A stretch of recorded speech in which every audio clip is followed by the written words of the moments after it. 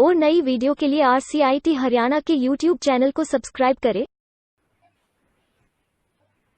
आज की क्लास में हम पढ़ेंगे जनरेशंस ऑफ कंप्यूटर, कंप्यूटर की पीढ़ियां। स्टूडेंट्स, कंप्यूटर की 5 जनरेशन होती हैं। अलग अलग जनरेशन में नए नए आविष्कार हुए, नई नई चेंजेस हुई और आज एक ऐसा टाइम आ गया कि कंप्यूटर इतना बेनिफिशियल हमारे लिए हो गया या इतने छोटे साइज के हो गए, इतने स्पीड से काम करने वाले हो गए कि हमने जब स्टार्टिंग में किसी ने बनाया होगा तो उसने कल्पना भी नहीं की होगी कि ये कंप्यूटर आगे जाके इतना भी वाइडली यूज इसका होगा। देखिए, फर्स्ट जनरेशन का टाइम पीरियड था 1946 से 56। स्टूडेंट्स, टाइम पीरियड जो होता है, आप जैसे कंप्यूटर की 5 बुक पढ़ोगे तो 3 में कुछ मिलेगा, 2 बुक में कुछ मिलेगा। वैसे ऑलमोस्ट 99% 46 से ही है, बट 1-2 ईयर आगे पीछे हो जाता है, वो कोई फर्क नहीं पड़ता। तो first generation of computer 1946 to 1956 इसका टाइम पीरियड था। फर्स्ट जनरेशन के कंप्यूटर की शुरुआत 1946 में साइंटिस्ट था एकर्ट और मुचली, 2 साइंटिस्ट थे। इन्होंने ENIAC, इसकी फुल फॉर्म है electronic numerical integrator and computer, का निर्माण किया था। फर्स्ट जनरेशन के कंप्यूटर में वैक्यूम ट्यूब का यूज किया जाता था।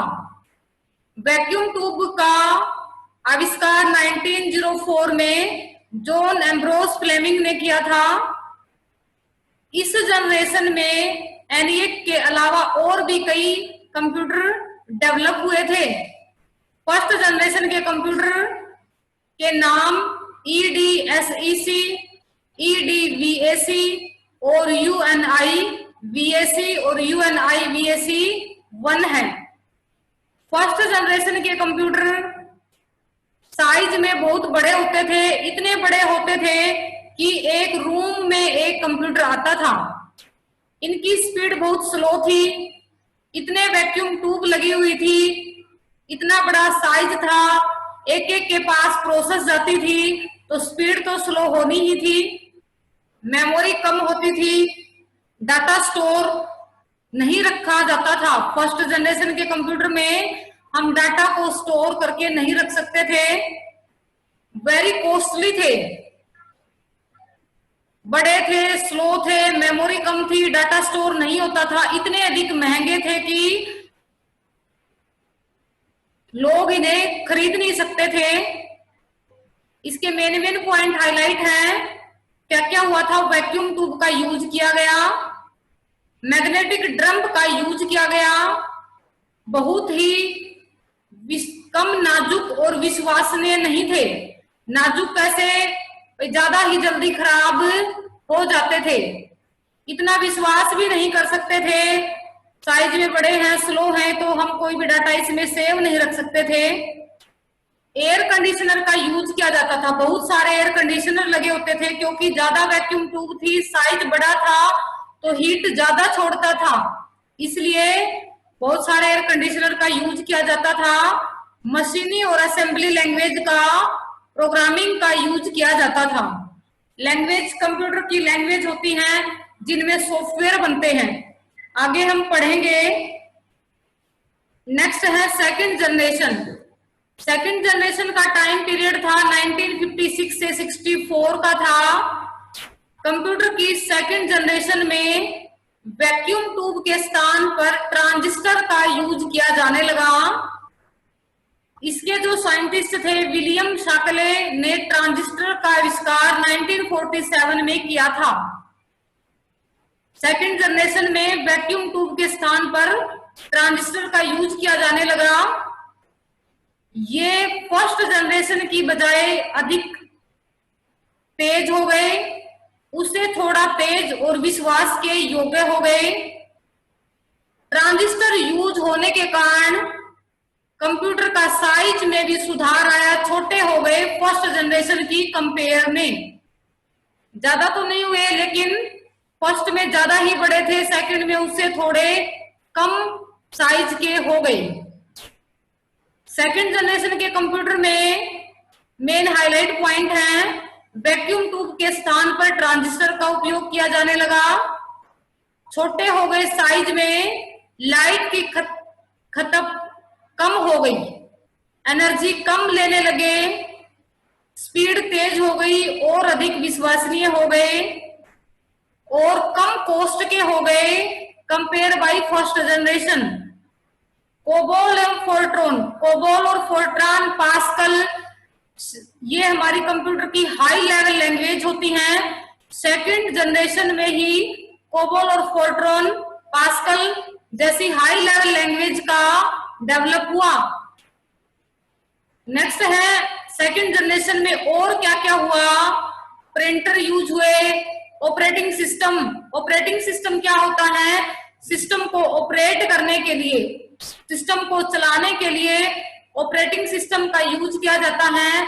आज ऑपरेटिंग सिस्टम का स्थान विंडोज ने ले लिया है और संग्रहण डिवाइस डाटा स्टोर करने लग गए। थर्ड जनरेशन है, उसका टाइम पीरियड 1965 से 1971 का है। थर्ड जनरेशन की शुरुआत 1964 में हुई। इस जनरेशन में कंप्यूटर को आईसी इंटीग्रेटेड सर्किट प्रदान की गई या आईसी इंटीग्रेटेड सर्किट का यूज किया गया। आईसी का आविष्कार टेक्सास इंस्ट्रूमेंट कंपनी के एक जैक किल्बी ने किया था। इन जनरेशन के कंप्यूटर में आईसीएल 2903, आईसीएल 1900, यूनिवेक 1108 और सिस्टम 1360 मेन थे। स्टूडेंट्स, दो तीन ही चीज हैं कि फर्स्ट के टाइम पीरियड और क्या यूज हुआ था, सेकंड का टाइम पीरियड क्या यूज हुआ था। इन दो पॉइंट के साथ एक चीज और होती है कि फर्स्ट के साइंटिस्ट कोई थे, सेकंड के कोई, थर्ड के कोई हो गए, या फिर थर्ड जनरेशन में कौन से कंप्यूटर जो बने, सेकंड में कौन से बने।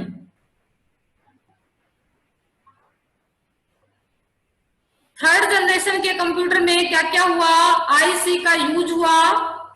फर्स्ट और सेकंड जनरेशन की कंपेयर में साइज और वजन कम हो गया, अधिक विश्वसनीय हो गए, पोर्टेबल, लेकर आना और जाना, कहीं भी लेके जा आ सकते हो और रख रखाव आसान हो गया। हाई लेवल लैंग्वेज का यूज किया जाने लगा। फोर्थ जनरेशन 1971 से 85 की है। कंप्यूटर की फोर्थ जनरेशन 1971 से स्टार्ट हुई। 1971 से 85 तक के कंप्यूटर को फोर्थ जनरेशन की कंप्यूटर में रखा गया है। इस जनरेशन में आईसी को, इंटीग्रेटेड सर्किट को अधिक डेवलप किया गया।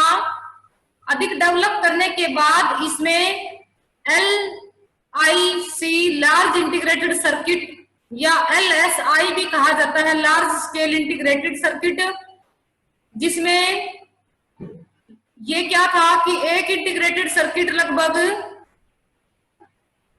30,000 ट्रांजिस्टरों के बराबर कार्य करती थी। इस आविष्कार से पूरी सेंट्रल प्रोसेस यूनिट एक छोटी चिप में आ गई। चिप क्या होती है हमने देखी भी है, सिम पे भी होती है, एटीएम पे भी होती है। एक जो है गोल्डन परत होती है एल्युमिनियम की, सिल्वर की, जिसे माइक्रो प्रोसेसर कहा जाता है। इसके यूज में आने के कारण इन कंप्यूटर को माइक्रो कंप्यूटर कहा गया। कल हमने क्लासिफिकेशन ऑफ कंप्यूटर में माइक्रो कंप्यूटर पढ़ा था। इस प्रयास के बाद बिल गेट्स ने माइक्रोसॉफ्ट कंपनी की स्थापना की। माइक्रोसॉफ्ट कंपनी की स्थापना बिल गेट्स ने की थी। दुनिया का रिचेस्ट पर्सन है, यूएसए की कंपनी है, जो दुनिया में सॉफ्टवेयर की सबसे बड़ी कंपनी है। बिल गेट्स ने माइक्रोसॉफ्ट कंपनी की स्थापना की, इसीलिए बिल गेट्स को दुनिया भर में ओनर ऑफ कंप्यूटर कहा जाता है। माइक्रोसॉफ्ट कंपनी आने के बाद ही कंप्यूटर इतना ज्यादा यूज में आया कि आज हर कोई वर्क कंप्यूटर पे होने लग गया, चाहे वो संस्था बड़ी हो चाहे छोटी हो। फोर्थ जनरेशन में कंप्यूटर में एक नई युग का शुरुआत हुआ। ये फोर्थ पीढ़ी के कंप्यूटर साइज में छोटे हो गए, बहुत छोटे हो गए, मेमोरी ज्यादा बढ़ गई। साइज छोटा होने के कारण रख रखाव केयर करना आसान हो गया और इनकी कॉस्ट भी कम हो गई। कॉस्ट कम होने के कारण आम जनता की पहुंच तक ये कंप्यूटर पहुंच गए। फोर्थ जनरेशन के मुख्य लक्षण हैं very large scale integration.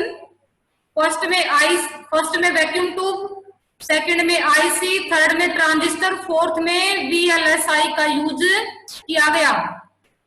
Size में बहुत ज्यादा कमी आई, छोटे हो गए, आम पीपल भी खरीद सकता है। अधिक प्रभावशाली, विश्वसनीय एवं स्पीड में हाई हो गए, मेमोरी क्षमता भी बहुत हाई हो गई, नेटवर्क का विकास हुआ। नेक्स्ट है फिफ्थ जनरेशन। 1985 से अब तक टिल नाउ हमारा जो है फिफ्थ जनरेशन के अंडर आता है। कंप्यूटर की पांचवी पीढ़ी की शुरुआत 1985 से हुई। 1985 से अब तक के सभी कंप्यूटर पांचवी पीढ़ी के इंक्लूड में आते हैं। फिफ्थ जो जनरेशन है वो एट प्रेजेंट के शक्तिशाली और हाई टेक्निक वाले कंप्यूटर या फिर इन फ्यूचर में आने वाले कंप्यूटर का रखा गया है। इस जनरेशन में साइंटिस्ट लोग artificial intelligence AI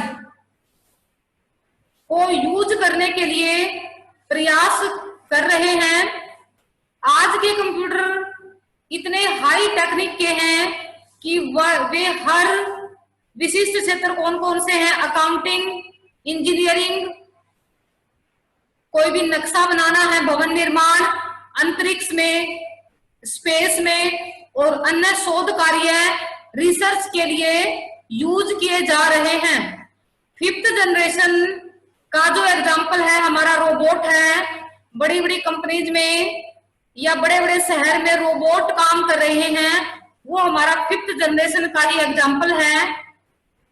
fifth generation के जो कंप्यूटर हैं डिफरेंट साइज में आ गए। साइज तो क्या, डेस्कटॉप, लैपटॉप, पाम टॉप इतने छोटे हो गए कि हम एक कंप्यूटर का इतना साइज आ गया कि हथेली पे रख सकते हैं, इतना छोटा साइज के कंप्यूटर उपलब्ध है। इंटरनेट, फिफ्थ जनरेशन में इंटरनेट एक ऐसा नेटवर्क हो गया कि आप कहीं की भी इंफॉर्मेशन आपकी कैसी भी हो, हॉस्पिटल हो, साइंस हो, अलग अलग डाटा को प्राप्त कर सकते हैं, गेन कर सकते हैं। मल्टीमीडिया में आज जैसे न्यूज़पेपर है या हमारी प्रेस है, ग्राफिक्स का वर्क है, साउंड का है, इस जनरेशन के अंतर्गत ही आते हैं। न्यू एप्लीकेशंस, कंप्यूटर की नई तकनीक ज्यादा ही विकसित होने के कारण इनका यूज फिल्म निर्माण, जैसे कि मूवी बनती है तो एक सीन कहीं का उठाते हैं, दूसरा सीन कहीं का उठाते हैं, कोई भी एनिमेशन डाल देते हैं। इन जो सब के लिए न्यू एप्लीकेशंस में फिफ्थ पीढ़ी के जनरेशन के कंप्यूटर का अहम योगदान है। तो स्टूडेंट्स, आज की क्लास हमारी जनरेशन के टॉपिक के साथ ही खत्म होती है। कल हमारा फंडामेंटल का लास्ट टॉपिक होगा। मंडे से हम नया टॉपिक स्टार्ट करेंगे, MS DOS। और नई वीडियो के लिए RCIT हरियाणा के YouTube चैनल को सब्सक्राइब करें